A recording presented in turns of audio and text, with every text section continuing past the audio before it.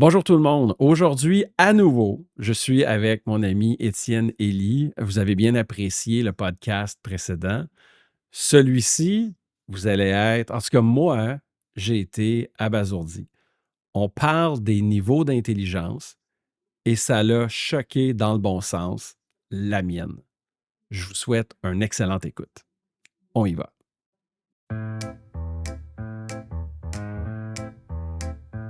C'est l'heure d'ouvrir grand les esprits dans ce jeu d'idées où tout s'allie. Les mots s'envolent en un tourbillon.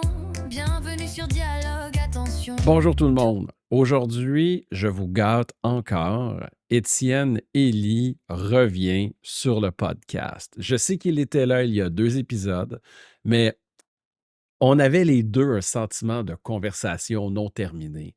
Donc, on va aller plus en profondeur aujourd'hui et ça commence maintenant. Étienne, bienvenue sur le podcast Dialogue. Merci David, merci de m'avoir une fois encore. Ah, ça fait plaisir. Pour ceux qui t'ont manqué, parce qu'il ne faut pas assumer que tout le monde écoute chacun des épisodes, est-ce que tu peux te représenter rapidement, s'il te plaît? Ben, moi, je suis Étienne Elie. Ça fait 13 ans que j'habite en Californie. Je suis québécois euh, d'adoption. J'ai déménagé aux États-Unis pour travailler pour Intel. Et j'ai fait un doctorat en computational optimization, ce qui m'a amené ici pour travailler pour Intel dans la conception et architecture des circuits intégrés, des processeurs et tout ça. Depuis quelques années, j'ai créé ma propre boîte. J'ai démissionné de Intel. J'ai créé ma propre boîte pour partager cette expertise-là avec des entreprises aux États-Unis. Et j'espère bien à l'avenir au Québec aussi. Euh, Parmi mes clients, j'ai des boîtes comme le Fonds monétaire international, le US Air Force, Nvidia, et puis des banques ici dans la Silicon Valley. Cool. Et puis, tu enseignes à UCLA aussi. Oui, c'est ça. C'est souvent un point que j'oublie parce que je me concentre sur la partie ingénierie. Ben, parce qu'aujourd'hui, en fait, c'est ça tu vas nous faire comme un survol de ce que tu enseignes à UCLA, c'est ça? Ok, oui, c'est ça. Oui? Oui, Bon, ben, t'as monsieur le raison. professeur, je vous écoute. Mais c'est drôle, hein, David. Souvent, c'est comme un côté de moi que j'oublie tout le temps parce que l'ingénieur a pris le dessus sur l'enseignant, là, fait que j'ai toujours tendance à oublier ce côté-là. Mais c'est vrai, j'enseigne à UCLA, et puis bon, j'ai une anecdote là que je vais partager par rapport à ça dans le podcast au fur et à mesure qu'on avance. J'avais commencé à enseigner là-bas les circuits intégrés, l'architecture des circuits intégrés, tout ça. Et puis, ça a évolué vers l'intelligence artificielle parce que c'est ce que j'utilise dans ma pratique comme ingénieur. Si tu as fait la computational optimization, c'est normal. Bon, aujourd'hui, on l'appelle l'IA, mais à la base, c'est des méthodes d'optimisation classiques qu'on a emballées dans un beau package. Donc, l'enseignement a évolué vers l'IA et puis l'IA euh, et l'intelligence adaptative pour permettre à ce qu'on puisse mieux utiliser l'IA dans les entreprises pour, euh, pour générer des résultats extraordinaires. Fait que c'est de ça qu'on va parler aujourd'hui. Donc ouais, j'enseigne à UCLA. Bon, peut-être que je suis fait pour être un enseignant dans l'âme, là. J'aime ça. J'aime ça enseigner. Ben Ouais. écoute, moi, puis ceux qui ont été à l'université avec moi le savent, au cégep ou même au secondaire, je Mm, posais tout le temps des questions. mm. Donc, je te laisse faire ton cours, puis moi, je pose des questions. Ah ben c'est bon. Ben, tu sais, dans le cours que je donne, comment est-ce qu'on en est arrivé là? Je vais donner le background, là. Comment est-ce qu'on en est arrivé au niveau du cours? Euh, Moi, quand j'étais chez Intel, je travaillais sur des méthodes d'optimisation. C'est comme on avait dit dans le dernier podcast. Euh, Au niveau de l'ordinateur, quand on arrive vraiment à la fondation, là, c'est des 0 et des 1. On ne manipule que des 0 et des 1. on manipule plusieurs milliards de zéros, ou même des trillions de zéros et de 1. Fait que, ben là, quand l'IA, en 2022, l'IA a changé à cause des langages, des modèles de langage, et puis tout le monde a commencé à faire de l'IA d'une certaine façon. Donc, bon, au fur et à mesure de mes cours à UCLA, on m'a demandé de, de, de les aider parce que chez Intel, j'avais développé une méthode où je pouvais composer l'intelligence artificielle et l'intelligence humaine. Et ça nous a donné des résultats extraordinaires. Dans le dernier podcast, je te parlais qu'on avait réduit les coûts d'exploitation pour des groupes chez Intel de 55% et on a multiplié par 7,5 en moyenne la performance de ces mêmes groupes.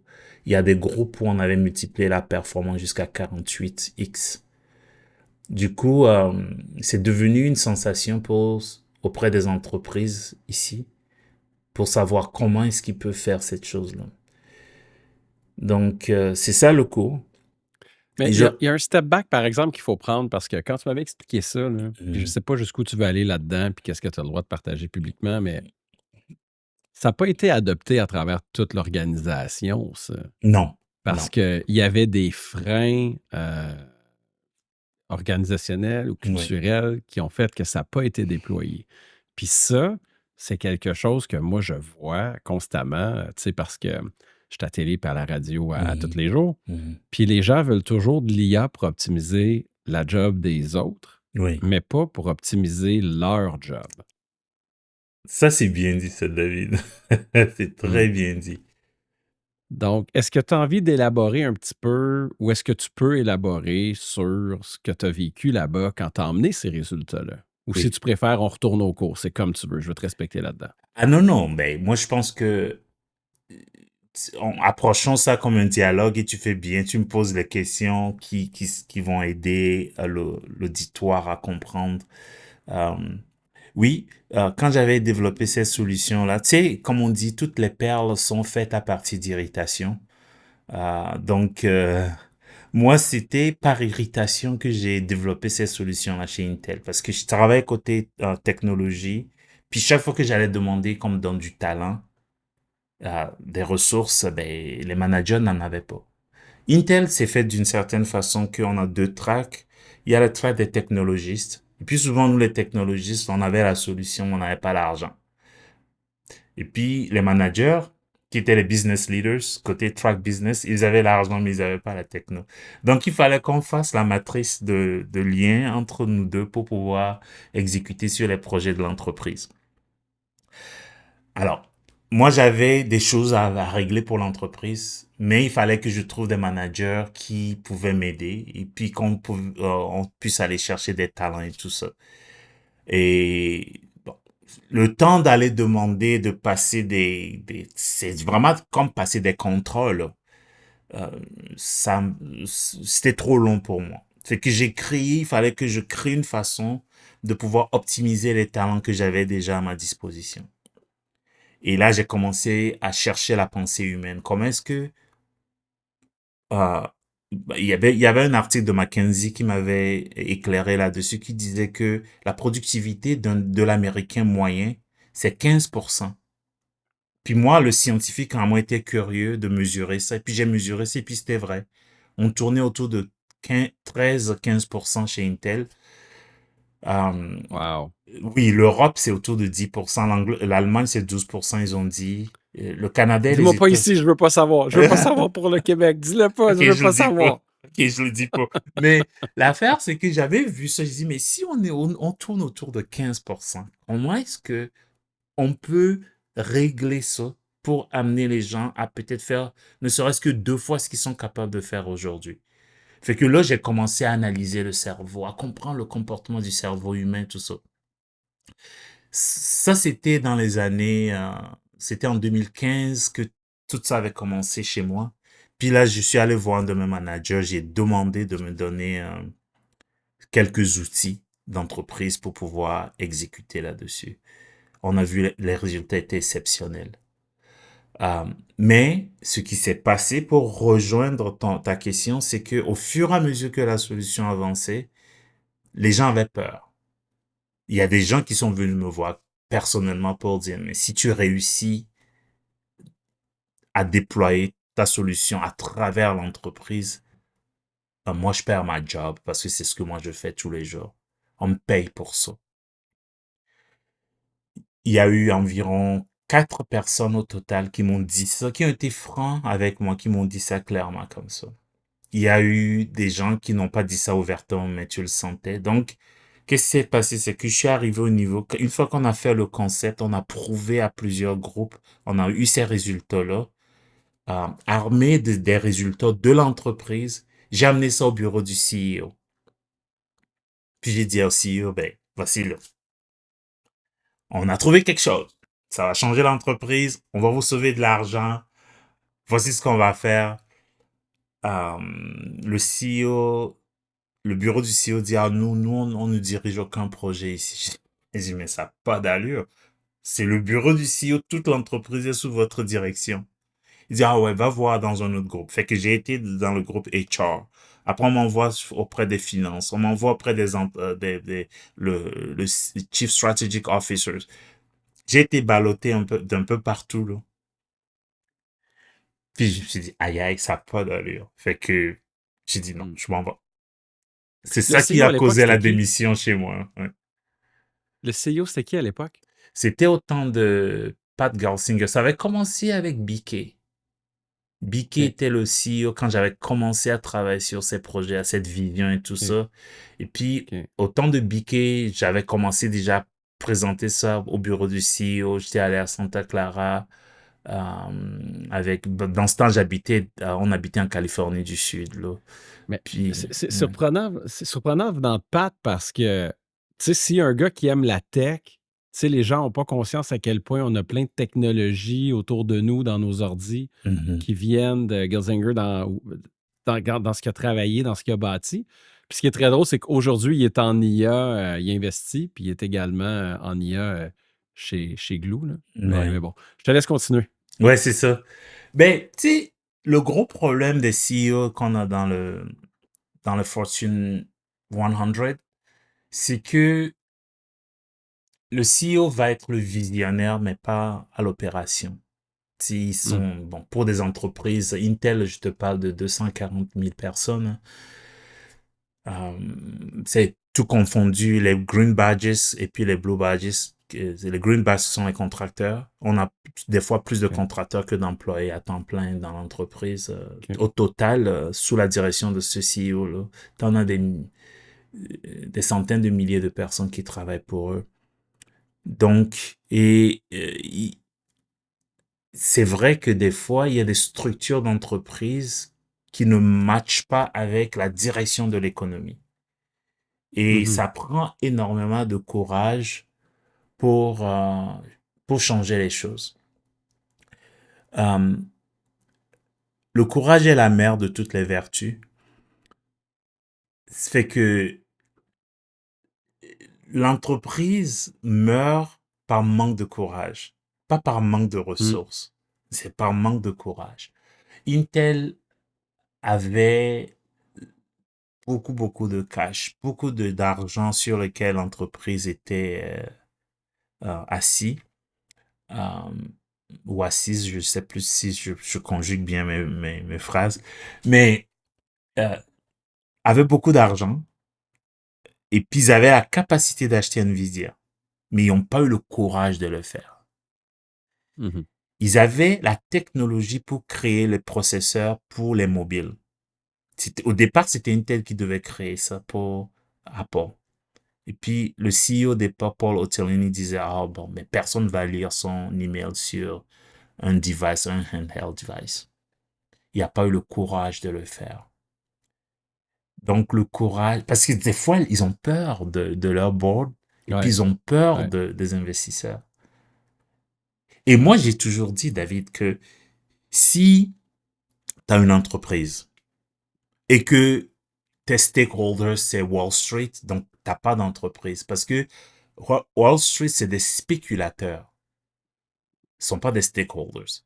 Le stakeholders de Mhm. ton entreprise, là, ce sont les employés, OK? Parce que eux, ça fait 30 ans qu'ils sont là. Il y en a, ça fait 40 ans qu'ils sont là chez vous. Eux, Mhm. ils ont du stake dans ton entreprise. Mais pas celui qui achète tes actions le matin et le soir, il les revend. Fait que ça prend le Mhm. courage du chef d'entreprise de dire, OK, moi, je vais créer des produits exceptionnels, je vais prendre des risques, et puis, advienne que pourra. Et puis là, on n'a pas vu ça souvent. On le voit plus, Ouais, d'ailleurs, ouais, ouais. auprès des grandes entreprises. Et c'est ça que les CEO ont Ouais. manqué, là, chez Intel. Oui. Cool. Donc là, maintenant, revenons. Je voulais que tu expliques ce bout-là, bon, à cause culturellement dans l'entreprise et tout, puis pour courage et tout. Mm. Là, tu pars. Donc, revenons à ce que tu fais, parce qu'on parle de cette technique-là. Oui. Puis là, les gens, ils vont dire, OK, mais c'est quoi, là? C'est quoi la sauce secrète, là? OK. Donc, explique-moi ça. Hey, le cours que je donne combine l'intelligence humaine et l'intelligence artificielle. Quand tu regardes bien, euh, au niveau de l'intelligence artificielle, tu m'as entendu la fois dernière, je te l'ai dit, la machine n'est pas intelligente. La machine, Ah, moins qu'une plante. ouais, c'est ça. La machine peut simuler des choses, mais elle n'est pas intelligente. Euh, et je reviens là-dessus parce que c'est sur ce point-là, si on peut comprendre la différence entre l'intelligence soi-disant de la machine et la vraie intelligence de l'humain, ou d'une cellule, je dois dire, on retourne au niveau de la cellule, là, on va avoir, on peut rentrer dans les détails de ce que j'enseigne. Le cerveau humain est une machine phénoménale. Phénoménale. Euh, et le danger que moi j'ai vu aujourd'hui avec l'IA, c'est que des gens, les têtes qui ont créé l'IA aujourd'hui, maintenant essayent de se débarrasser de leur tête et de leur intelligence pour se soumettre à la volonté de l'IA. OK. OK. Euh, je reviens sur l'anecdote dont j'ai reçu un email de mon gestionnaire de cours et de projets chez UCLA ce matin. Il m'a écrit, puis il dit, Étienne, voici, là, on veut faire ça, ça, ça. Et puis, là, il écrit son petit paragraphe là, pour donner son idée, que je trouve génial. Maintenant, là, il copie l'idée de ChatGPT à la suite des choses. Et puis, je trouve ça dry, c'est sec.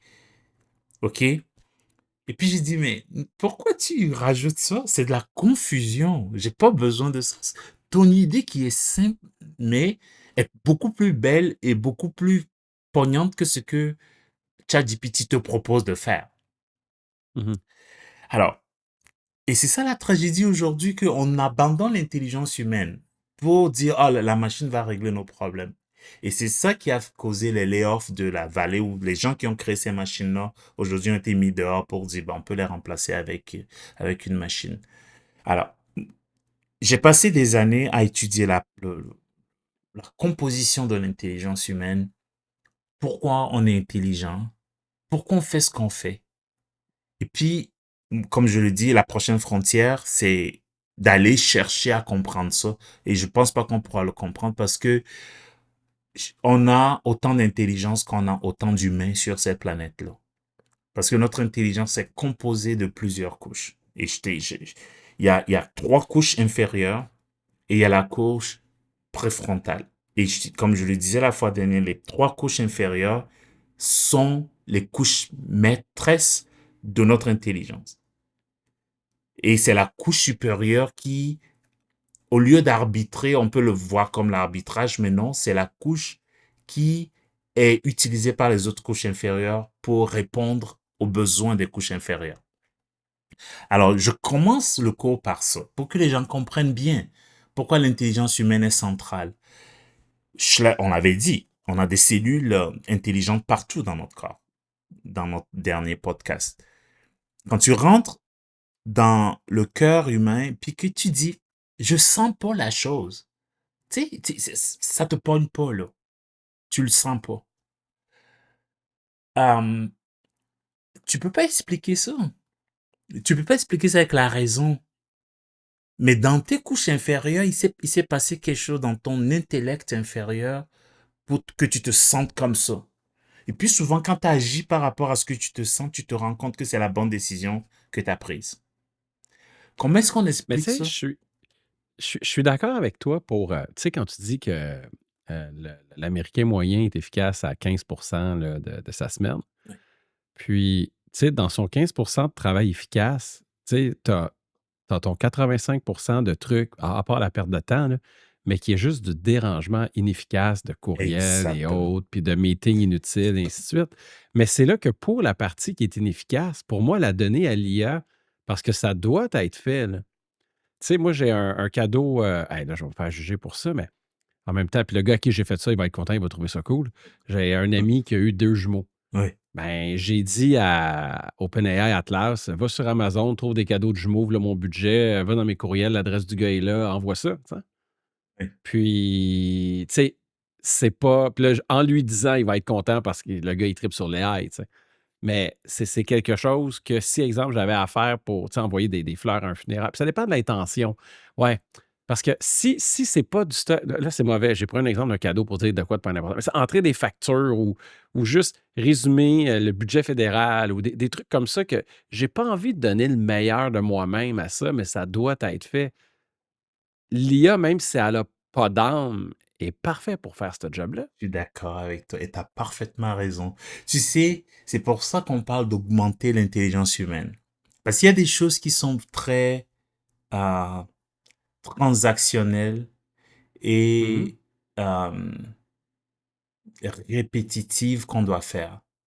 Comme ben, s'assurer que mon compte, quand j'ai fait mon budget, bah, pas mon budget, mais mon book, je sais pas comment est-ce qu'on appelle ça en comptabilité, là, je balance my book à la ouais, fin de l'année. ouais, ouais, ouais, ouais, ouais, tes comptes, là, tu Mes fais tes comptes, comptes, là. c'est ça. Faire mes comptes, ben, l'IA peut m'aider avec ça. Et c'est pas seulement l'IA, mais on le faisait déjà avant, là. La comptabilité était déjà automatisée avant. Donc, on a juste ce qu'on appelle aujourd'hui l'IA, c'est d'avoir automatisé plus certaines choses qu'on ne pouvait pas faire avant. Mais littéralement, Ouais. David, on a automatisé la recherche qu'on faisait avant. C'est tout. On a. Je suis pas d'accord. OK? Parce que, ben, je vais t'expliquer. La Mhm. saisie de données, Oui, donc quand on reçoit des données non structurées et que le système comptable doit avoir des données structurées, oui. l'IA est capable de structurer ces données-là très facilement, Je là. suis d'accord avec toi. Toi, on parle de la même chose. Moi, je suis pas contre ça, là. Mais ce que je suis en Ah, ben, train de si on n'est pas dire, d'accord, je raccroche pas, inquiète-toi pas, mais là, on c'est ça. discute jusqu'à la fin du podcast. Non, mais je suis d'accord avec toi, mais le point que je suis en train de faire ici, c'est que bon, on retourne au niveau du cadeau. Tu as dit, j'ai demandé à l'IA que j'ai des jumeaux. Ça, c'est une recherche, ça. Ah ben, tu as un ami qui a des jumeaux. Trouve des cadeaux de Ouais, jumeaux. Voici son adresse. Fais la commande et envoie-y ça. OK? ouais. Ça, ce sont des choses qui sont procédurales et claires. Mhm, Tu as donné des instructions qui mhm, sont mhm, procédurales et claires. mhm, Je vais t'amener à un autre niveau mhm, d'intelligence que tu vas voir que l'IA ne peut jamais faire ça. La question, c'est, toi et moi, on est assis ici, on va voir le rouge. Le rouge va évoquer des émotions qui sont pas les mêmes pour mhm, toi ni pour moi. mhm, OK? mhm, C'est deux choses différentes. L'IA mhm, peut regarder et dire, on peut demander à l'IA de dire, ben, c'est quoi le rouge? Il va te donner que c'est 255 00. OK? Parce qu'il fait ouais. le red, le green. RGB. Ouais. OK. Il te dit ça. Ça, c'est sa façon de faire. C'est transactionnel, c'est numérique. Mais c'est pas qualitatif.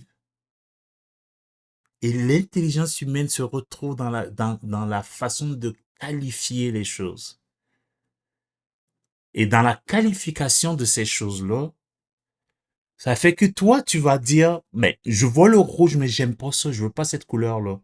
Ça évoque quelque chose chez toi qui est basé sur les trois premières couches de ton cerveau. L'instinctif, l'émotionnel et le culturel. Et maintenant, c'est cette fédération, quand je dis culturel, le groupe, là, tu sais, l'intelligence de groupe et tout ça. Mais c'est ça, cette fédération d'intelligence que nous avons, qu'on appelle l'intelligence tacite, qui est non dite, mais qui existe et qui nous unit, Ouais, qui fait que ouais, on peut rester en groupe, ouais, on peut faire des amis et on ouais, peut collaborer ensemble pour faire des grandes choses. La machine ne peut pas ouais. faire ça. Non, la machine, elle a pas ça. Je t'ai déjà parlé du cas de McKinsey en assurance? Non, je pense pas. Écoute ça, je vais la résumer rapidement. Je me OK, souviens pas si j'en ai parlé dans un autre podcast. Je crois que OK. non. Euh, je suis dans une conférence à San Jose de NVIDIA, là, 2 ans, peut-être 3. Puis là, il y a un gars de McKinsey qui explique comment, pour un grand assureur américain dans le domaine de l'automobile, ils ont fait un agent qui écoute en ligne ce que le représentant discute avec le client. Puis là, sur l'écran, il y a des choses qui sont suggérées Mhm, à dire par le représentant. OK? Donc, ça le suit dans les politiques de l'entreprise mhm, parce qu'à l'époque, les modèles de langue n'étaient pas assez bons puis rapides pour pouvoir remplacer l'interlocuteur du côté de l'assureur. mhm. Et puis là, il travaillait sur un projet pour être capable de pricer les primes d'assurance en faisant du deep learning sur tout leur ensemble de données pour être capable d'avoir une prime en fonction de ta gestion du risque. Fast forward 2 ans, peut-être 3, mais probablement 2. Je suis dans une conférence à Dallas, Missional AI. Puis, il y a une fille, que c'est sa dernière journée chez McKinsey, puis elle s'en va. Puis, elle parle justement comment l'IA ne comprend pas notre culture. Puis, l'exemple qu'elle prend, elle dit, je ne sais pas si c'est relié, mais elle dit, on avait un client qui était un assureur automobile.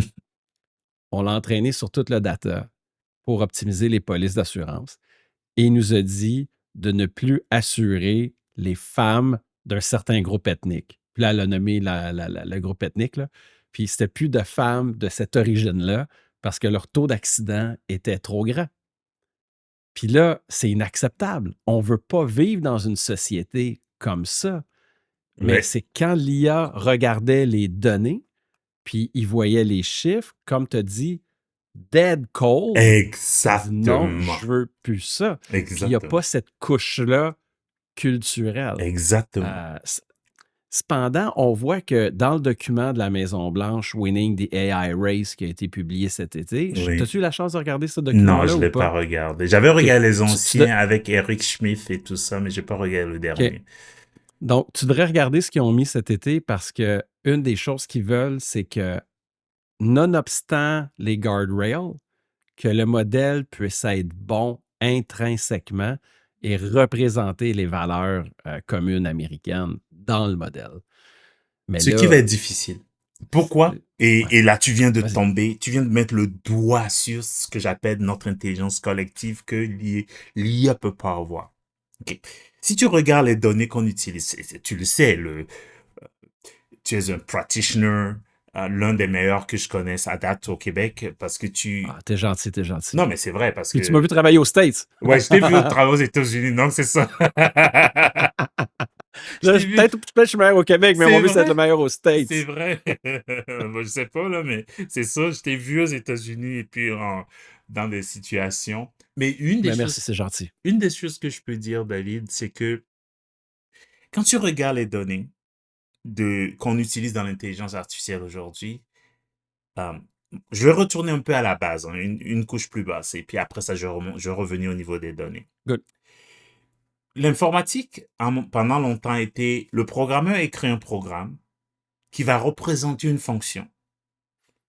Et puis, on va donner des entrées et ce programme va générer des sorties. Mhm, OK? C'était ça qui a toujours été l'informatique. On a tout créé comme ça. Puis ça a mhm, généré mhm, mhm, énormément de données parce que on mettait des données, puis ça produisait des sorties, tout ça. Et puis mhm. là, on est arrivé à un point où il fallait créer des engins de recherche pour maintenant fouiller dans ces données-là que les machines ont générées, tout ça. On se retrouve avec plein de données, puis on dit, mais est-ce qu'il y a-t-il un lien entre ces données-là?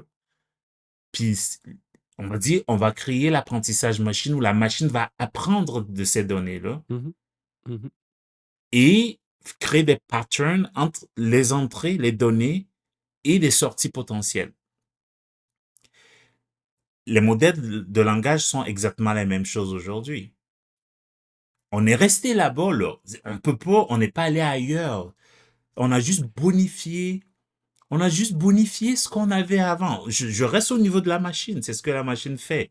Si tu écris aujourd'hui un texte et puis tu donnes à ChatGPT, tu dis, ah ben, écris-moi un email parce que je veux parler à Diane ou à Johnson ou à Peter, et puis écris-moi un email pour Diane et Peter. Il va écrire quelque chose que tu vas pas être correct avec parce qu'il a juste écrit un email. Il faut que tu gardes, que tu donnes des entrées, tout ça. Pourquoi? Parce que on a des modèles qui ont été trained sur toutes les données qu'on a déjà. Et puis, il y a une idée de comment est-ce qu'on écrit un email, un pattern. Et il te génère ça par rapport au pattern. OK? Mais au niveau, et là, je reviens sur la prochaine étape. Si la machine est faite comme ça, donc, elle est basée, trained sur des données. Ces données-là viennent d'où? Les données sont créées par des entreprises ou des groupes ou des cultures qui pouvaient créer des données. Mhm. OK? À l'époque, il faut retourner en arrière. Les cultures qui pouvaient créer des données ont créé des données. Les cultures qui utilisaient des ordi ont utilisé des ordi pour créer ça. Mais imagine la planète tout entière. Combien de cultures il y a dans le monde? Combien de langues qu'il y a dans le monde? Combien de sociétés qu'il y a? Donc, l'IA ne représente pas ça aujourd'hui. Ça représente une fine couche de technologistes dans la Silicon Valley, de politiciens à Washington, D.C., et puis de financiers à New York.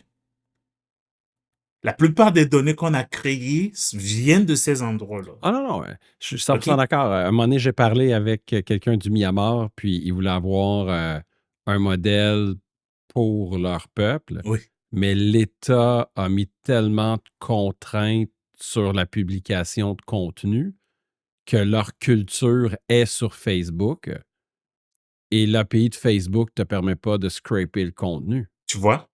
Donc, à ce moment-là, cette culture-là ne peut pas être représentée par l'IA d'aucune façon. Mais le bout que tu dis, puis je ne veux pas te couper dans ton élan, mais le bout que tu dis, le modèle ne peut pas. Tu sais, comme tu lui demandes de quoi, puis il va t'écrire de quoi, puis ça n'aura pas de saveur. Tu sais, tu as juste à prendre la technique de few shots avec des trucs que toi, tu as écrit ou du style que tu aimes. Moi, j'ai fait de quoi de très drôle parce que, en passant, je viens d'enregistrer une série de 8 clips de formation en ligne pour des gens qui vont suivre une formation que je donne à des CEO. Là. Puis leur modèle que j'ai fait, tu connais-tu Yves Boisvert de la presse? Non. Ben, je Le pense que j'ai chroniqueur, entendu OK. le nom. En tout cas, c'est un chroniqueur que tout ce que Trump fait, c'est pas bon. C'est jamais, jamais bon. OK? Mm. Fait que là, ce que je donne comme exemple, c'est que je prends 8 de ses chroniques, je les donne à l'IA, je dis comprends ce style-là. Puis là, ensuite, je fais écrire un article où Donald Trump aurait convaincu Vladimir Poutine de redonner tout le territoire à l'Ukraine, de faire des excuses publiques et de repayer pour tous les dommages de guerre qu'il a fait à cause de la guerre en Ukraine. Puis là, je donne ça à l'IA, puis il l'écrit avec un ton hautain, dérisoire et critique de Donald Trump en disant oui, il a fait ça, mais pas vraiment. Puis il est capable d'avoir cette saveur-là. Donc, et aussi pour la réflexion, quand tu prends les modèles de réflexion avec les chains of thoughts, trees of thoughts, tu es capable d'avoir de quoi qui ressemble à une réflexion. Écoute, ou c'est moi qui est vraiment en cave, là, mais ça m'est arrivé de parler de mes problèmes à l'IA au travail, puis de dire, peux-tu m'aider à trouver une solution? Puis qui m'a trouvé des solutions. Ouais, Je mais le c'est vois une pas juste comme un simulation. input-output. C'est C'est une une... simulation. Mais quand je parle à un fonctionnaire de la SAC, Élie, là, Ouais. j'ai l'impression de parler à une simulation. Ouais, je veux bien.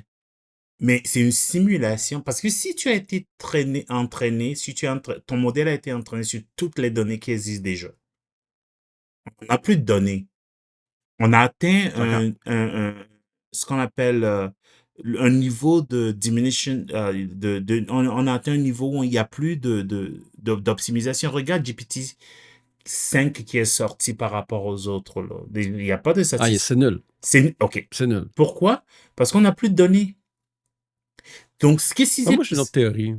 Ben, OK. Mais vas-y. Mais ce que je peux dire, c'est qu'à un moment les langages ces langages-là sont formés sur des données que nous avons. Donc, il peut trouver des patterns. Si tu lui donnes, et puis ce que tu viens de dire là comme exemple, c'est que toi, David, tu as guidé le modèle pour lui dire, tu as donné des garde-fous, tu lui as donné des données, tu as dit 8 vidéos, je sais pas, quelque chose comme ça, pour qu'il Mhm, apprenne de mhm, ça.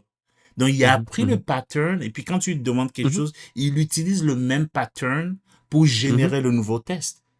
Donc, c'est mhm. exactement ce que je suis en train de dire. Donc, tu as fait un boulot derrière ça. La machine elle-même n'a pas décidé de pouvoir te créer le contenu comme tu l'aurais souhaité. Ouais, On est d'accord là-dessus. on est d'accord, on est C'est d'accord. ça. Donc, on parle de la même chose. Mais si je prends quelqu'un, ma grand-mère, là, tu sais, ou, ben, tu as parlé du Myanmar. Je vais te chercher quelqu'un dans en Papouasie-Nouvelle-Guinée. OK? Hypothétiquement, j'ai une grand-mère là-bas qui arrive au Canada. Elle arrive dans une autre culture, mais il y a des choses de base que Mhm. dans son cerveau qui font que Ouais, elle va pas te ouais. faire de mal volontairement parce qu'elle le sait. Elle n'a pas été entraînée par la donnée canadienne, la culture canadienne ou tout ça, mais elle sait intrinsèquement en tant qu'humain qu'il y a des choses qu'elle peut pas faire. Mais il y a quand même des cultures que pour eux, tu sais, comme je pense comment je peux dire ça, des pays musulmans qui ont été zéro occidentalisés, là, Mhm. que quand on les reçoit dans les pays occidentaux, on a juste à regarder en Suède les statistiques de crimes et tout, on voit qu'il y a, comment je peux dire ça, le respect des femmes n'est pas dans l'intelligence culturelle distribuée également sur la planète. Exactement, je suis d'accord avec toi. Et ça rejoint le point que tu faisais par rapport à l'IA qui disait qu'il fallait mettre de côté un certain groupe de Mhm, personnes parce mhm, que mhm, l'assurance, mhm, ils sont à risque, tu mhm. vois. Et là, ça rejoint un point que je donne dans mon corps. Tu tombes vraiment là-dessus. La culture. Super. La culture v- est basée sur un culte. OK? Hmm. Oui, c'est ça. C'est de là que vient le mot culture. Wow! OK, wow! Je ne savais pas. C'est Toutes plein les de bon cultures, sens. Wow! toutes les cultures sont basées sur un culte. Et le culte, OK. c'est, c'est quoi? Qu'est-ce que tu adores? Ta culture est basée là-dessus. Bon. Et là, on parle de culture d'entreprise, on parle de culture d'un coin, il y a une culture californienne. C'est-à-dire, le reste des États-Unis nous voit comme une autre nation, là. On est complètement Mhm. différent pour eux. Si tu t'en vas dans le sud, c'est un autre peuple là-bas aussi. Le Ouais, nord-est des États-Unis, ouais. c'est un autre peuple. Et chacun de ces peuples-là a une culture. Et quand tu vas voir sous-jacent de cette culture-là, il y a un culte. Ils aiment quelque chose. Mhm. OK? Hollywood a son culte c'est sa Mm, culture qui est basée sur le culte de la personnalité et tout ça. OK? mm, Washington, c'est le pouvoir. Donc, les mhm, médias à Washington, ils veulent être collés à celui qui a le pouvoir dans ce temps-là. Donc, tout ça. mhm. Si tu prends l'IA aujourd'hui, l'IA représente une culture. La culture de la rationalité, la culture bon, tu sais, on parle de la techno et tout ça. Maintenant, si tu regardes, je reviens sur le point que toutes les cultures du monde qui existent, qui sous-jacent ont un culte, tu viens de parler du musulman en Suède qui ne respecte pas la femme parce que c'est basé sur un culte, l'islam. Ouais, OK? ouais. Bon. Maintenant, tu prends l'IA sur les données qu'on a générées depuis toutes ces années, qui sont des données qui représentent vraiment une petite, infime partie de l'humanité, et tu te rends compte que toutes les autres cultures ne sont pas là-dedans. Donc cette intelligence collective-là, qu'on peut dire que l'humanité a, nonobstant certains comportements qu'on peut voir de certains groupes, l'IA n'a pas ça. Et c'est là qui est ce que j'appelle ou ce qu'on appelle le qualia, qui est la, la qualification, le qualificatif de l'autoréflexion. Est-ce que la machine peut réfléchir sur sa propre pensée? Parce que lorsque tu es en train de faire, là, je t'ai parlé de quelque chose, j'ai vu ça dans ta réaction. Quand je t'ai dit que la culture est basée sur un culte, je peux imaginer, moi, là où tu es allé tout de suite, dans ta réflexion, dans Mhm, ton regard, tu as commencé à regarder ta pensée. Tu as commencé à mhm, mhm. analyser ta propre pensée. Et ça, Ah non, puis c'est à faire un paquet d'extrapolations d'un paquet de trucs, parce exactement. que tu vois, je reviens de la Beauce. Oui, J'étais en Beauce hier, OK? oui, Puis la Beauce, c'est une autre culture. c'est ça. C'est une autre culture qui est différente qu'ici en Estrie, qui est différente qu'à Montréal. Puis, puis l'IA est pas capable de comprendre ça. Mais en même temps, Exactement. vu que ça a été entraîné juste sur la rationalité, que ça a été entraîné juste sur des chiffres et les données, il y a beaucoup de choses dans ma vie. Tu sais, comme les mathématiques sont universelles. Tu sais, une addition ici ou une addition en Chine, une addition au Maroc, c'est une addition. Oui. Donc, est-ce que ce ne serait pas l'opportunité pour l'humain de se débarrasser de toutes les choses qu'il fait qui ne sont pas uniques à sa culture, mais qui sont universelles pour qu'il puisse se concentrer plus sur ce qu'il est vraiment? Ou je suis dans une utopie dans le champ ben raide? Mais sur ce point, je vais te dire que tu es dans l'utopie. Et la raison, Vas-y, continue. tu es dans l'utopie, David. La raison en est simple. On retourne sur les couches inférieures du cerveau. C'est pour ça que je mets l'accent dessus. Dans ces couches inférieures-là, comme je l'avais dit, hein, l'enfant naît déjà avec un package de comportements. Mm, Il y a des bébés de 6 mois qui savent déjà manipuler, mais profondément. Donc, il y a l'intelligence instinctive. C'est ça qui nous permet de survivre, ouais, là. C'est-à-dire, ouais, il faut que je survive. Donc, dans cette intelligence-là, tu le trouveras même chez des animaux. S- soit tu es mangé ou tu manges. C'est tout ce que l'animal fait. mhm, mhm, OK? Je, donc, on veut manger ou on est mangé. On veut manger pour vivre ou pour survivre, ou on est mangé et puis on n'existe plus. Donc, pour pouvoir exister, il faut trouver des moyens pour la subsistance. On arrive à l'intelligence émotionnelle. L'intelligence émotionnelle va jouer avec ça pour pouvoir manipuler. OK?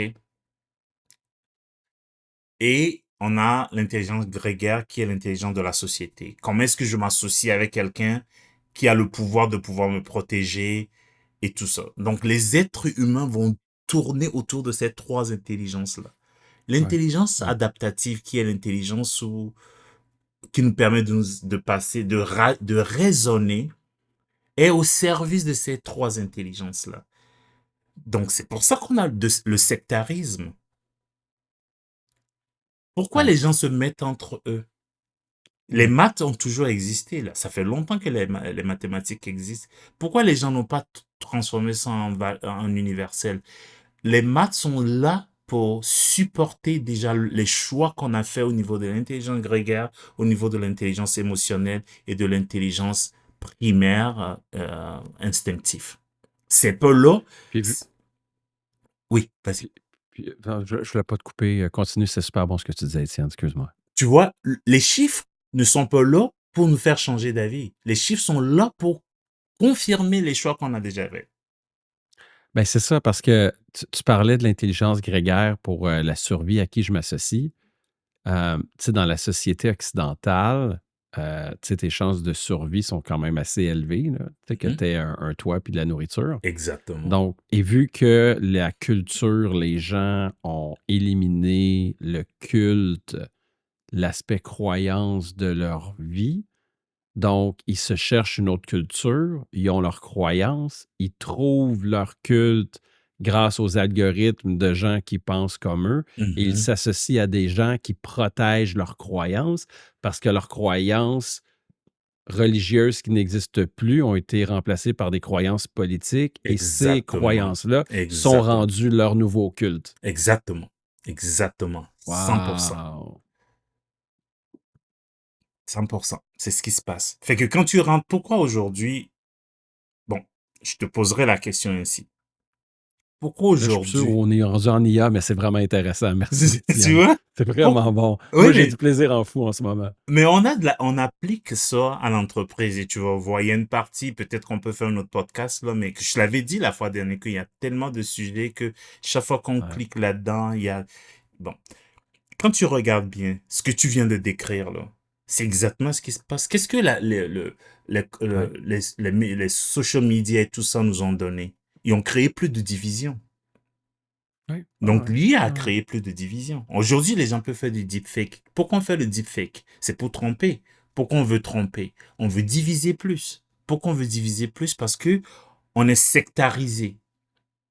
Donc, on retourne au niveau de l'intelligence grégaire pour dire, moi, c'est mon groupe, je protège mon groupe parce que je veux faire partir d'un groupe. C'est pour ça que la notion de group thinking, c'est Mhm, quand on rentre mhm. dans un groupe, on abandonne son intelligence, on check off sa rationalité dehors. On rentre maintenant, on Totalement. épouse l'intelligence de ce groupe-là. C'est un culte, ça. Ouais. C'est une culture, c'est un culte. Donc, ils adorent quelque chose, une vision du monde qui est la leur. Et ils sont Ah, puis au-delà de prêts, ça, c'est rendu tellement niché que c'est rendu des secteurs, donc c'est rendu une secte. Donc c'est le culte d'une exactement, secte en exactement, fonction d'une série de croyances bien définies. exactement, Et comme la religion a ses dogmes auxquels tu dois appliquer, ton groupe d'appartenance politique ou autre a les dogmes auxquels tu exact, dois appliquer. Genre comme exactement, safe and effective. Safe and exactement, effective, c'est comme je vous salue Marie pleine de grâce. La même affaire. exactement. C'est ça. Wow. C'est OK. exactement la même chose. Je sais Fait pas que où on s'en va, mais j'ai du fun.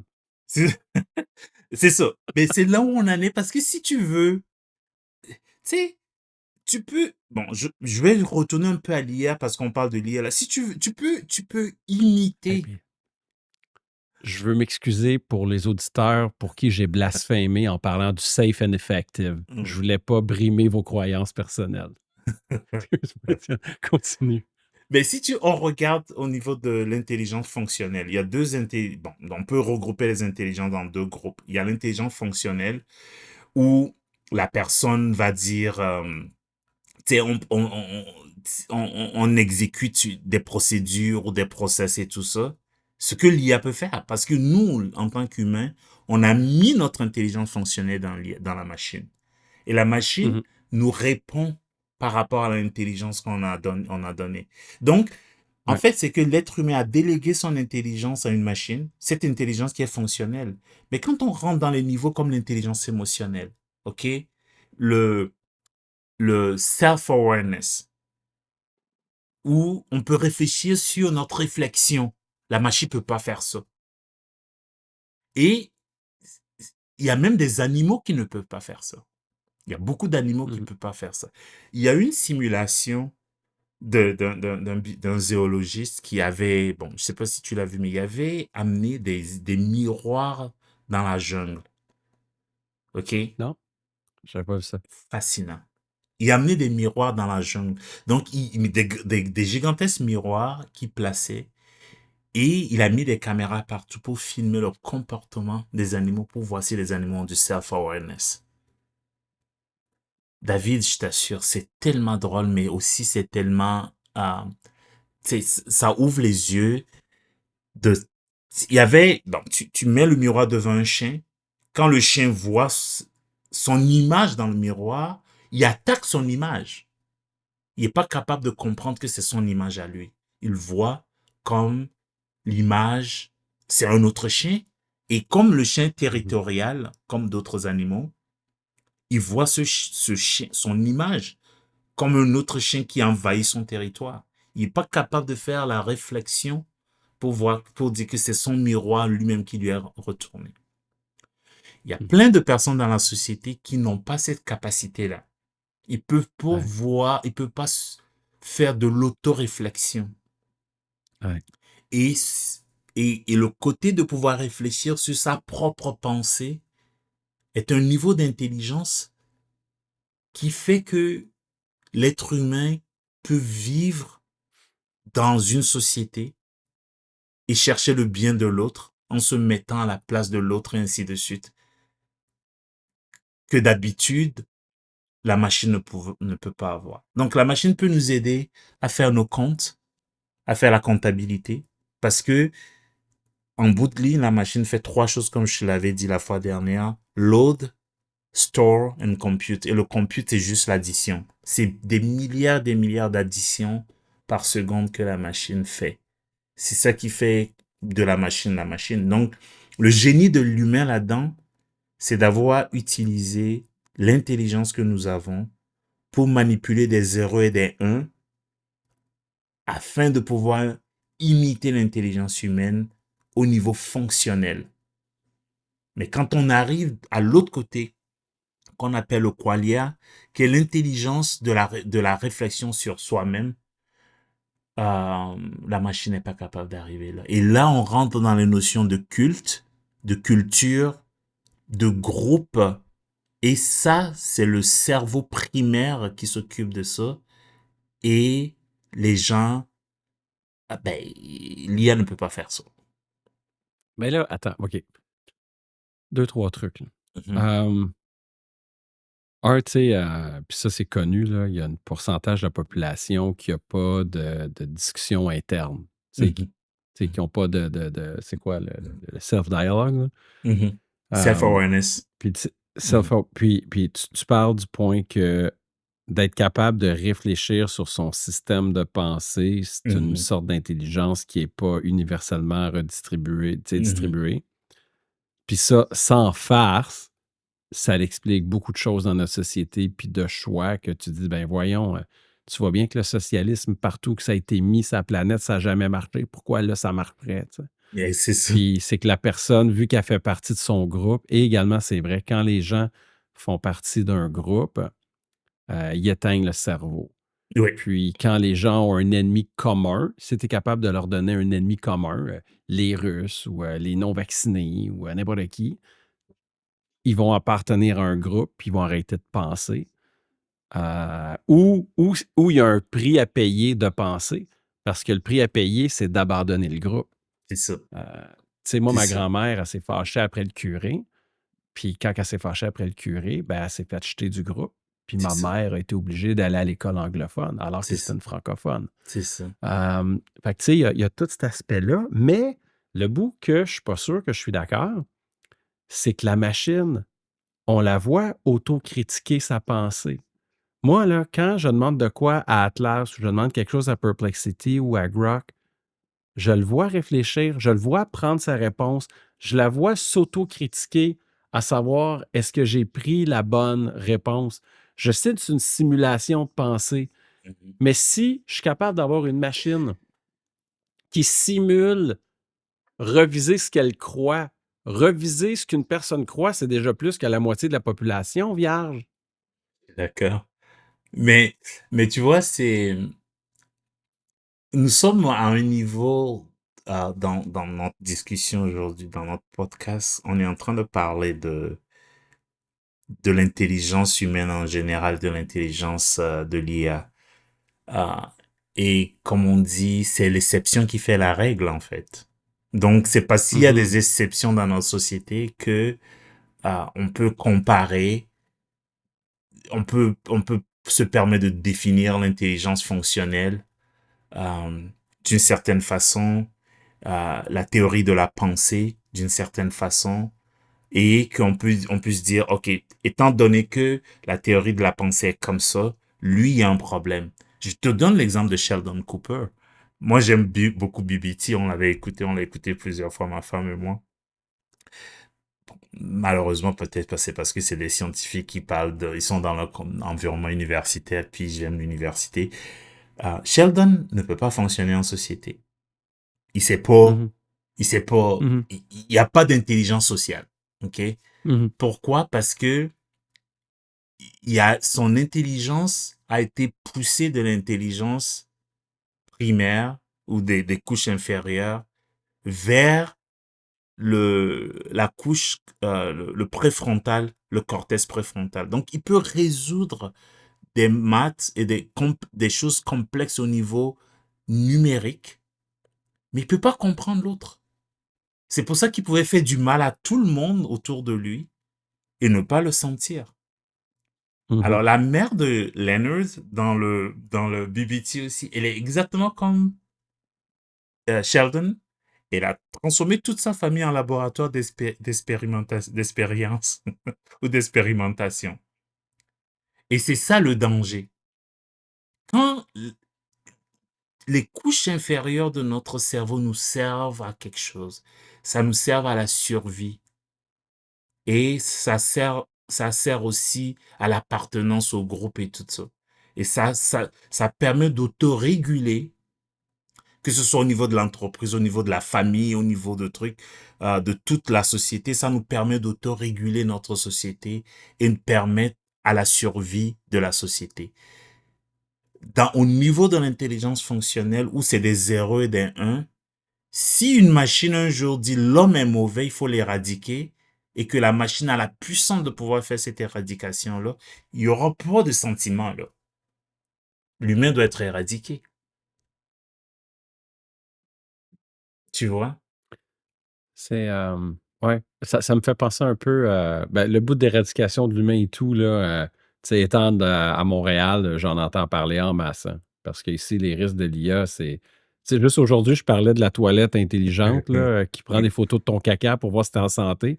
Puis j'ai dit que les gens protègent leurs données personnelles avec ça, puis c'est ridicule, c'est carrément des données de merde. Ouais, c'est ça. Puis dans les commentaires sur YouTube, il y avait du monde fâché contre moi en disant les assureurs peuvent s'en servir. Non, non, non. Puis c'est comme give me a break.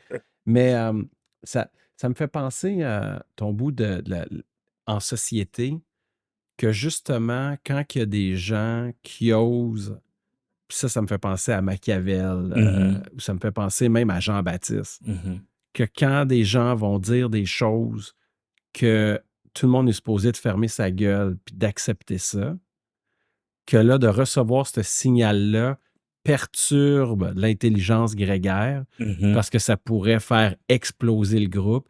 Puis comme Machiavel le dit, c'est ces mensonges-là qui collent la société ensemble. C'est ça.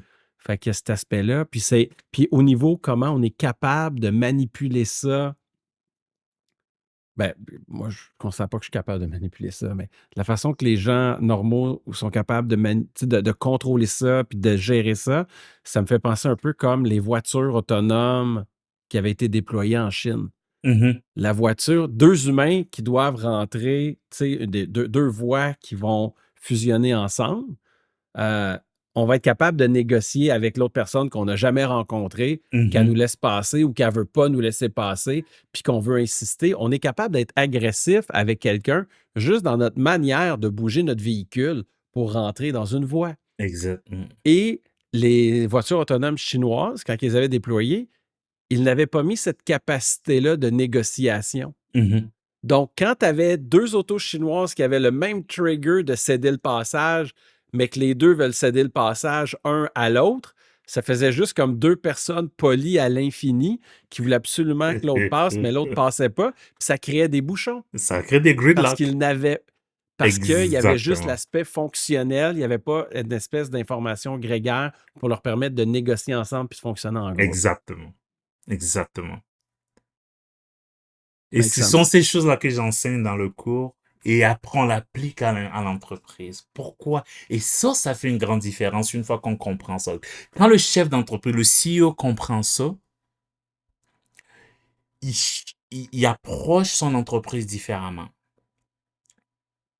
Je te donne un exemple très simple. Le stress est bon jusqu'à un certain niveau. Mais il est dangereux quand ça dépasse ce niveau-là. OK? Ouais. Et quand on va dans les couches inférieures du cerveau, le stress est bon pour la survie.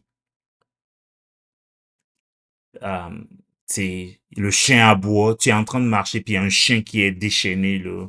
Tu fais quoi? La survie veut que soit tu cours plus vite, ou tu te défends d'une certaine façon. Ouais. OK? Euh, on a une amie, en fait, qui s'est fait mordre par des pitbulls à Seattle. Wesh. Oh, c'était Wesh. dégueulasse parce que, tu sais, les chiens étaient abandonnés par leur propriété, des pitbulls vraiment enragés, là. Il y en avait plusieurs qui ont été abandonnés par leurs propriétaires. Ils sont partis en vacances et puis les chiens affamés. Puis la madame pauvre elle est allée marcher comme à chaque matin le fait. Puis les chiens l'ont vue, se sont déchaînés sur elle, l'ont attaquée et ce qui s'est passé, c'est qu'il y avait un monsieur qui venait en auto. Donc, il a pris son auto, il a klaxonné, il a réagi de manière instinctive pour pouvoir régler le problème. Donc, il a pris son auto, il a fait fuir les chiens et il a mis l'auto entre lui, entre la femme et les chiens et faire monter la femme et aller chercher la femme, l'a mis dans l'auto pour l'amener à l'hôpital. Il a eu plusieurs Mhm. opérations pour réparer ses mollets, toutes des choses comme ça. Mhm. OK? Mhm. Bon. Tu le vois, là. Le monsieur, il fallait qu'il réagisse d'une certaine façon. Les chiens ont agi en meute et tout ça. Il fallait que le monsieur réagisse d'une certaine façon très rapide pour pouvoir sauver la vie de cette madame-là. Quelle est l'intelligence qui a causé ce monsieur à faire ça? C'est l'intelligence de survie. Donc, il y a ces trois niveaux-là qu'il faut faire et qu'il faut comprendre. C'est dans ce point-là que naît le stress. Le stress pour la survie. Mais quand tu dépasses ce niveau-là et que le chef d'entreprise, si le chef d'entreprise comprend tout ça, il peut utiliser le bon stress pour motiver l'entreprise à performer. Ouais. Mais Ouais. éliminer dans l'entreprise le mauvais stress. Donc, il faut que le chef d'entreprise crée ce qu'on appelle une culture d'entreprise, une culture positive qui permet, on rejoint aussi le côté, on vient de le dire, le culte. La culture est basée sur le culte de quelque chose. Si c'est le culte de la performance à tout prix, tu vas encourager les gens à tricher dans ta boîte. Ouais. C'est pour ça qu'il y a des Ouais. entreprises qui trichent. Parce que Ouais. Wall Street demande à chaque trimestre que tu montres des résultats positifs. Aujourd'hui, on le voit dans la Silicon Valley. Il y a 300 milliards de dollars qui circulent d'entreprise en entreprise. C'est de la fraude. Mhm. Mhm. Mhm. 300 Mhm. milliards circulent d'entreprise en entreprise. C'est-à-dire, moi, j'achète chez toi des processeurs à 300 milliards. Toi, tu prends les 300 milliards, tu investis dans une entreprise. Tous les trois, on écrit dans dans nos Ouais. comptes comme quoi on a eu 300 milliards de ventes cette année. Alors que c'est le Mhm. même argent qui a circulé. Personne n'a eu de l'argent dans son compte. C'est juste des Mhm. Mhm. promesses de promesses. Pourquoi? Parce que Wall Mhm. Street récompense ça. Donc, le chef Mhm. d'entreprise doit décider de, OK, j'ai l'IA aujourd'hui qui me donne l'intelligence fonctionnelle ou qui peut augmenter l'intelligence fonctionnelle de mon entreprise. Mais le reste de l'intelligence, qui est l'intelligence qualitative, qui est la théorie, ce qu'on appelle the theory of mind, tout ça, comment est-ce que je combine ça avec l'intelligence fonctionnelle pour permettre à mon entreprise de, de répondre aux besoins des clients? Et donc, c'est ça que moi, j'enseigne dans ce cours-là. Et là, on rentre dans les détails concrets, c'est-à-dire talent, intelligence as a service. Comment est-ce que l'intelligence du talent de ton entreprise devient un service interne, mais aussi un service externe que le management offre à l'entreprise. OK. C'est quelque chose, on pourra en parler plus tard, mais c'est les dérivés là, du cours que j'enseigne parce qu'il faut que ça soit concret. Là. Moi, je suis pas dans la théorie. Euh, c'est pour ça que je disais tantôt au début de notre conversation que j'ai oublié même que je donnais un cours parce que je donne la pratique, ce que je pratique en entreprise, c'est ce que je donne aux étudiants. Donc, c'est du concret. Comment est-ce qu'on en est arrivé là? Puis, on fait le cheminement inverse du résultat vers le concept qui nous a amené là-bas. Fait que les étudiants partent avec quelque chose. Ils partent avec du concret. Ils vont aller auprès de leur entreprise pour appliquer euh, ces choses-là. Mais, Tu vois? mais là, tu sais, dans le temps qui nous reste, là, on a. Si tu as encore 15 minutes, moi j'ai encore 15 minutes. Oui, j'ai 15 minutes pour Puis toi. la durée des podcasts, c'est pas obligé d'être 1 heure, c'est le temps qu'on a envie que ce soit. Là. Donc, le CEO comprend les différentes sortes d'intelligence, Oui. comprend l'aspect culturel, l'aspect grégaire qui va tout avec ça. Ensuite, il comprend les bons niveaux de stress. Puis comme tu as si bien dit, la culture de la performance à tout prix, ça l'emmène à tricher. Il comprend ça. Mais là, il n'y a pas encore eu de gain exceptionnel en productivité. Là. Donc, dans tes building blocks que tu mets, tu sais, dans le but d'avoir de quoi de concret, comment ces blocs-là une fois connectés ensemble, Oui. emmène à de l'augmentation de vélocité des équipes ou de réduction des pertes des équipes? Très, très bonne question. Il faut voir les choses des deux bouts. C'est comme brûler euh, Mhm. la bougie des deux bouts, là. Il y a le premier niveau, c'est qu'est-ce que ton entreprise fait. Si tu veux faire de l'IA, il faut que tu le fasses sur quelque chose. Si tu amènes juste du chat GPT ou Copilot dans ta boîte, là, c'est bien beau pour les emails et tout ça, mais si tu n'as aucun produit que tu vends au client, ben, ça sert à rien. OK? Ouais. Qu'est-ce que ton entreprise fait? Puis là, en comprenant bien ce que ton entreprise fait, on se pose la question, quelles sont les données dont ton entreprise a besoin pour pouvoir aller à la prochaine étape? Est-ce que tu peux avoir les données aujourd'hui ou on peut les collecter plus tard? Et quelle est l'architecture pour pouvoir aller collecter ces données dont tu as besoin? Parce qu'aujourd'hui, on a plusieurs outils AI, là, tu le sais, que tu fais beaucoup de choses euh, dans les, dans les agents, dans les, tu sais, les LLM et tout ça. Tu les utilises beaucoup pour répondre aux besoins des entrepreneurs. Mais quelles sont les données dont tu as besoin? Parce que les données, si les données ne sont pas bonnes, tu peux donner si tu donnes des mauvaises données au LLM, il va te produire des mauvaises sorties. Donc, Officiel. littéralement, matching of input, des inputs vers les outputs.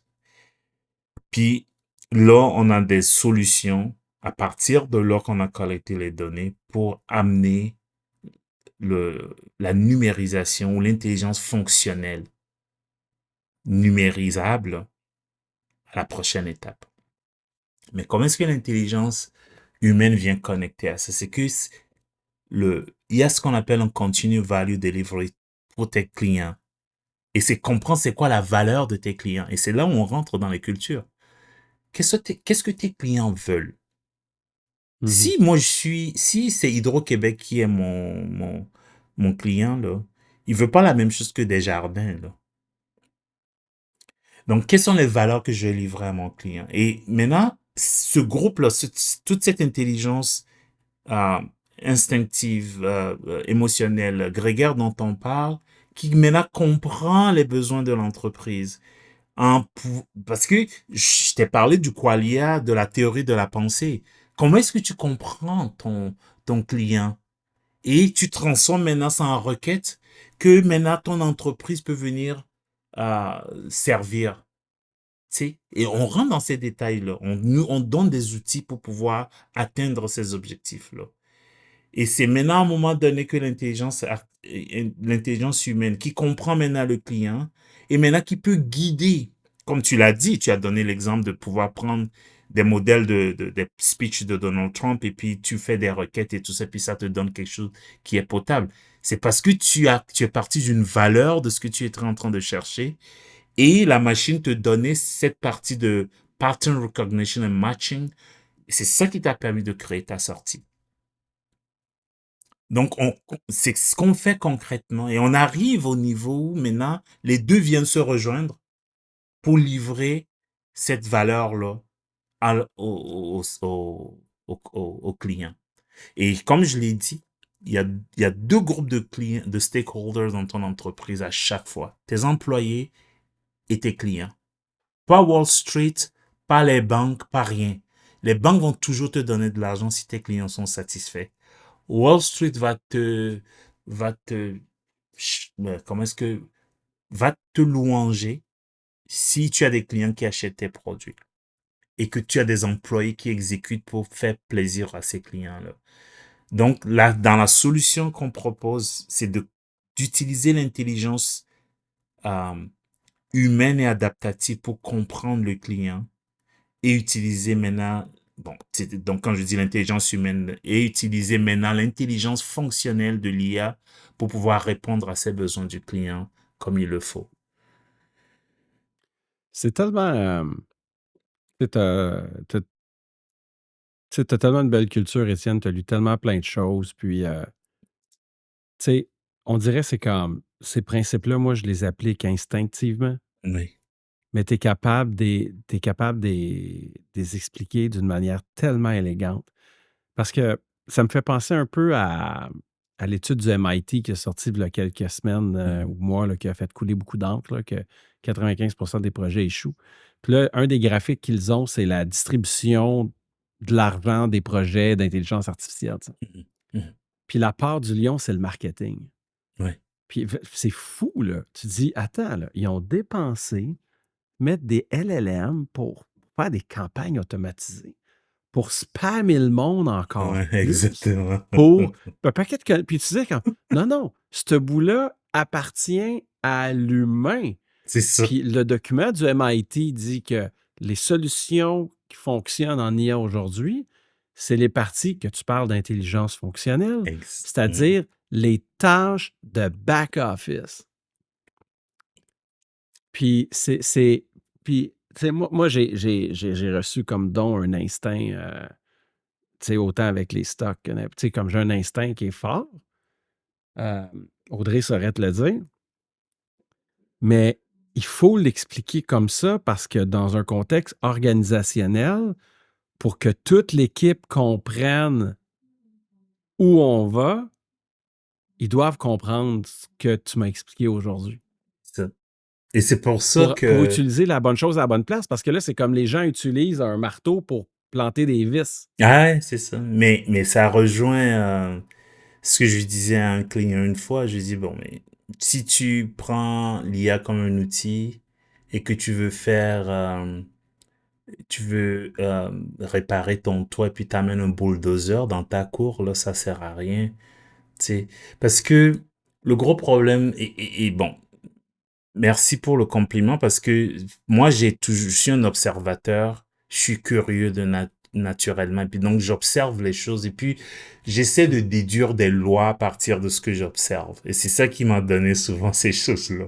Comme je l'ai dit, j'étais motivé par la pensée humaine et pourquoi on faisait ça. Et puis ça fait peut-être plus de 5 ans maintenant que j'étudie le cerveau humain en profondeur, là. J'ai tellement acheté de bouquins là-dessus. Et j'ai regardé les théories de la motivation. Pourquoi certaines personnes sont motivées et d'autres ne le sont pas? Et je le dis, tu as une équipe de 5 ingénieurs. Ils sont pas motivés par la même chose. OK? Si tu veux les récompenser de la même façon, tu perds. Tu perds tout de suite. OK? Et là, dans le Talent Nebula, c'est le centre d'excellence que j'avais créé chez Intel, j'ai laissé, ce groupe-là était vraiment fascinant parce que, et c'est ce que j'ai amené maintenant dans ma pratique, dans mon labo, puisque je l'avais créé, je leur ai donné, ils en voulaient pas. Bon. C'est ça, c'est comme ça que mon labo fonctionne. David, je suis dit, j'ai jamais fait d'entrevue à quelqu'un. Je fais pas d'entrevue. Envoie-moi pas de CV, j'en veux pas. Là, j'ai trouvé une façon d'engager du monde que je suis en train d'étudier, d'analyser les lois derrière ça pour voir, et je t'en parlerai plus tard. Mais ça, je le garde comme secret pour... T'es toujours en train de te booker un autre podcast, Étienne. Non, je t'en parlerai plus tard. Ça peut être en privé autour d'un café, là, quand tu seras dans le Bay Area ou quand je serai à Montréal. Mais je t'en parlerai.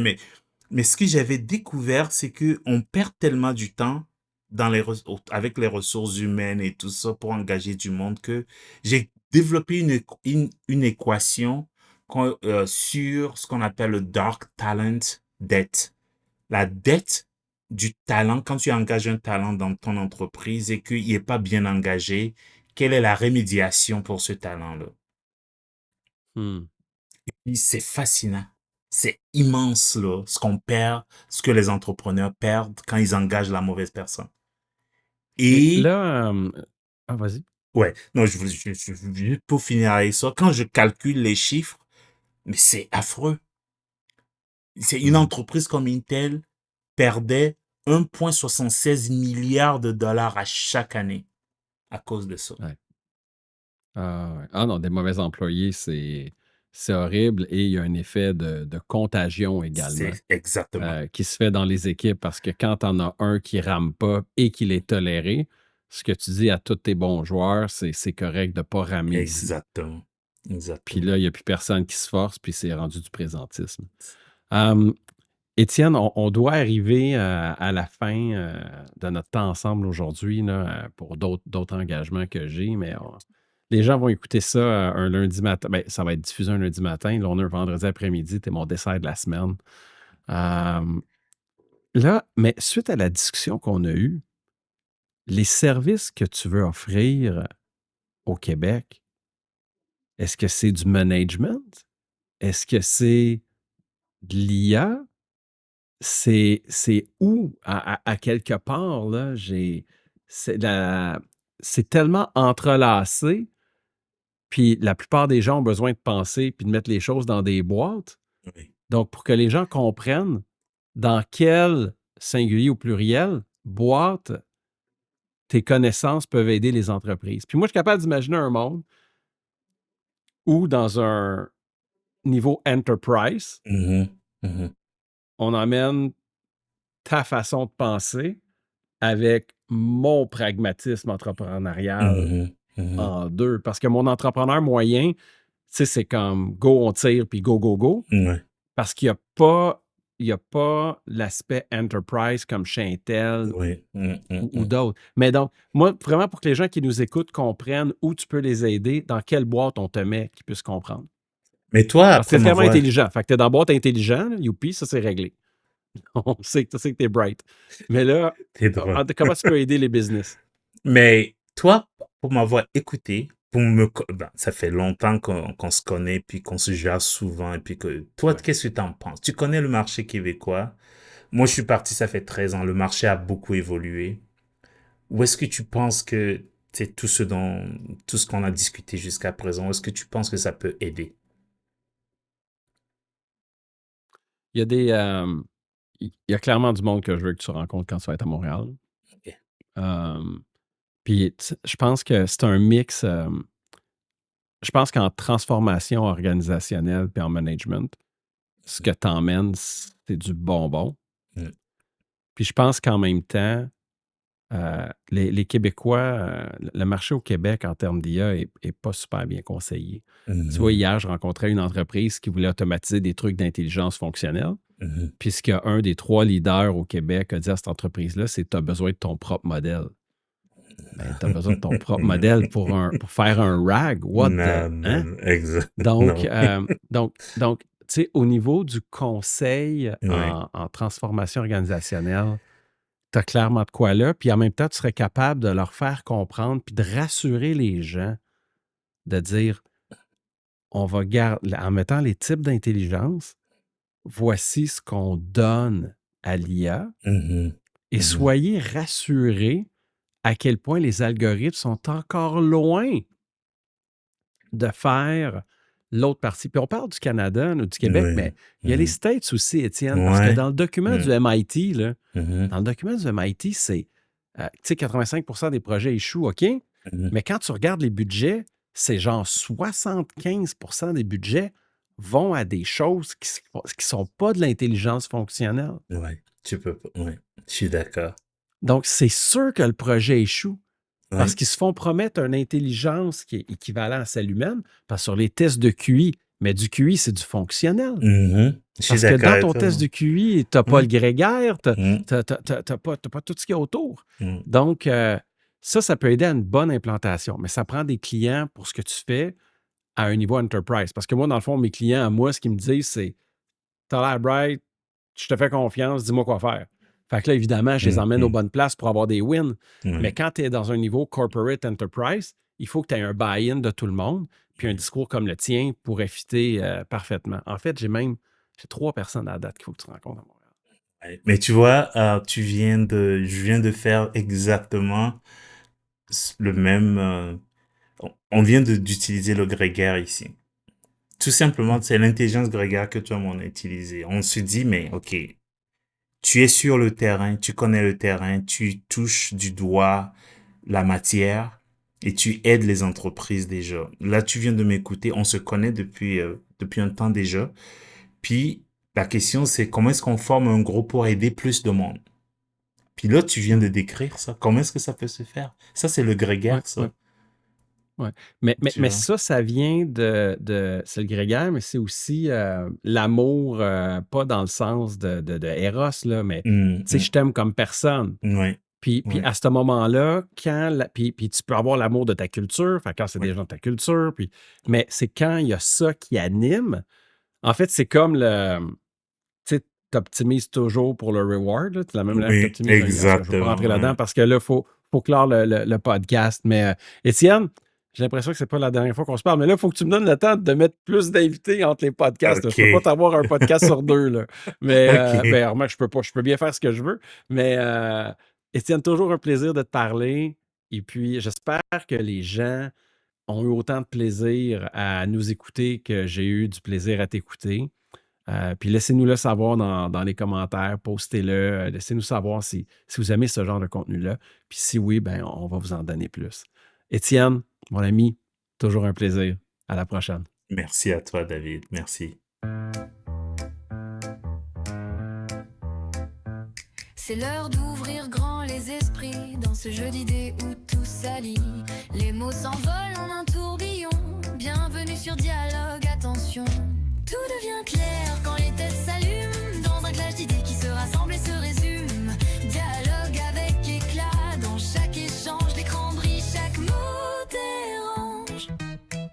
Prêt à plonger dans des questions folles, les réponses jaillissent sans protocole. Les débats s'enchaînent sans fin ni pause. Quand la pensée explose, c'est grandiose. Tout devient clair quand les têtes s'allument dans un clash d'idées qui se rassemblent et se résument. Dialogue avec éclat dans chaque échange. L'écran brille, chaque mot dérange. Là où les cerveaux se rencontrent, les frontières des idées s'effondrent. Un univers où chacun s'explique, c'est l'énergie des années électriques. Tout devient clair quand les têtes s'allument dans un clash d'idées qui se rassemblent et se résument. Dialogue toujours plus loin, on explore avec nos esprits en effet.